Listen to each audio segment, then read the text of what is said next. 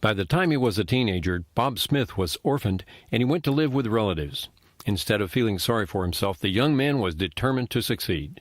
Bob's eldest son, Biff Pearson Smith, said he lived with his uncle until he graduated from Fairview High School in Camden. Around this time, Bob met the love of his life and future wife, Stella Maud Swearingen. He graduated from Southern State College in 1954 and then joined the U.S. Army as a lieutenant. He was stationed in Fort Sill in Lawton, Oklahoma, and prior to working for Lion Oil, Bob taught school for a year.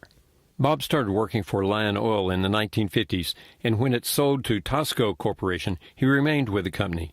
He believed in and promoted asphalt.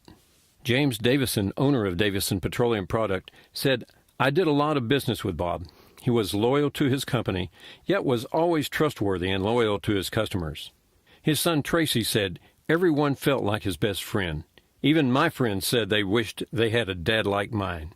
Outside of work, Bob spent time with his two boys, whether at a school sporting event or on the water. They lived in El Dorado, and Biff said he was a real family guy. Long before Biff's feet were large enough to fit into adult skis, his dad suggested he put on tennis shoes in order to fit into the skis, and it worked. The tradition continued as the family grew to include 3 granddaughters. Tracy said, "My wife Jerry Beth and my daughter Kelsey Elizabeth spent every weekend on the lake with Dad. He loved to play." Bob's first granddaughter, Morgan McMullen, said, "He was simply the best." Jerry Beth said, "He was amazing and sincere, and I never saw him angry. A great man." Biff's wife, Cindy, said, "Bob loved and cherished his family. He loved his profession and those he worked with. He was kind and generous." John Dumas, vice president of Paragon Technical Services, worked with Bob in sales at Lion Oil. He wasn't a big hunter, but he would ask, "Do you mind if the boys and I go hunting with you?" Bob was out there because he cared about his boys. Both of Bob's sons became Lion Oil men. In 1985, Tracy went to work for Lion Oil and continues to work as a refinery operator at its El Dorado facility. Tracy said, "It was great working at the same company with Dad. He and I were best friends." Biff joined Bob at Lion Oil in 1987 and is currently Ergon Asphalt and Emulsion Sales Manager for specialty asphalt products. Biff said we would see each other at highway lettings and company golf tournaments. Granddaughter Meredith Smith is also following in his footsteps.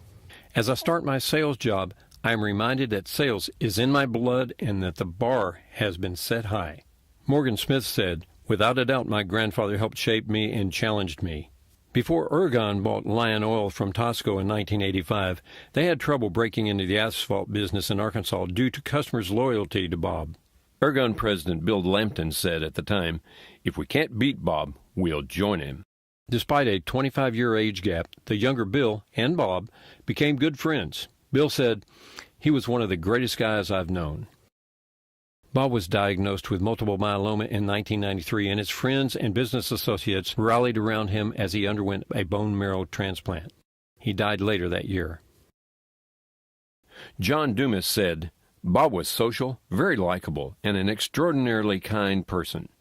People at our company say, I want to be just like Bob when I grow up."